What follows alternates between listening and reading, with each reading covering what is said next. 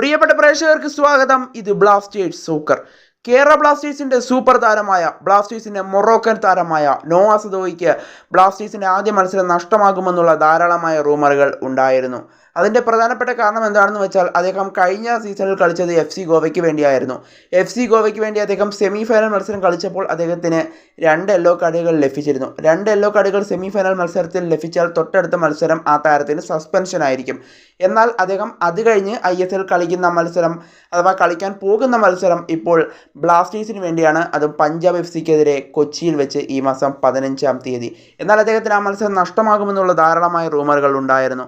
എന്നാൽ അദ്ദേഹത്തിന് ആ മത്സരം നഷ്ടമാകുമോ?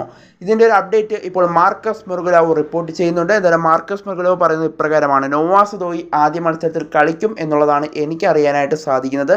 എൻ്റെ നിഗമനം വെച്ച് ഞാൻ പറയുകയാണെങ്കിൽ കേരള ബ്ലാസ്റ്റേഴ്സിൻ്റെ ആദ്യ മത്സരം നോവ സദോയിക്ക് കളിക്കാനായിട്ട് സാധിക്കും. അതിൻ്റെ പ്രധാനപ്പെട്ട കാരണം എന്താണെന്ന് വെച്ചാൽ, ഒരു താരത്തിന് സെമി ഫൈനൽ മത്സരത്തിൽ യെല്ലോ കാർഡ് ലഭിക്കുകയാണെങ്കിൽ തൊട്ടടുത്ത മത്സരം താരത്തിന് നഷ്ടമാകും. എന്നാൽ അത് തൊട്ടടുത്ത സീസണിലേക്ക് വരുമ്പോൾ അത് ഒരിക്കലും ബാധകമായിരിക്കില്ല. റെഡ് കാർഡിൻ്റെ സസ്പെൻഷൻ ആണെങ്കിൽ മാത്രമേ തൊട്ടടുത്ത സീസണിലെ ആദ്യ മത്സരം നഷ്ടമാവുകയുള്ളൂ എന്നതാണ് എനിക്കറിയാവുന്ന ഒരു കാര്യം എന്നാണ് മാർക്കസ് മെർഗുലാവോ വെളിപ്പെടുത്തിയിരിക്കുന്നത്. അദ്ദേഹം വ്യക്തമാക്കുന്നത് പ്രകാരം ഒരു സീസണിൽ യെല്ലോ കാർഡ് സെമി ഫൈനൽ മത്സരത്തിൽ കിട്ടിയാൽ ആ താരത്തിന് ആ സീസണിൽ തന്നെ അത് കഴിഞ്ഞു പോകും. തൊട്ടടുത്ത സീസണിലേക്ക് എത്തുമ്പോൾ അദ്ദേഹത്തെ ആ യെല്ലോ കാർഡ് സസ്പെൻഷൻ ബാധിക്കില്ല എന്നാണ് മാർക്കസ് മെർഗുലാവോ പറയുന്നത്. റെഡ് കാർഡ് ആണെങ്കിൽ മാത്രമേ തൊട്ടടുത്ത സീസണിൽ ബാധിക്കൂ എന്നാണ് അദ്ദേഹം വ്യക്തമാക്കുന്നത്.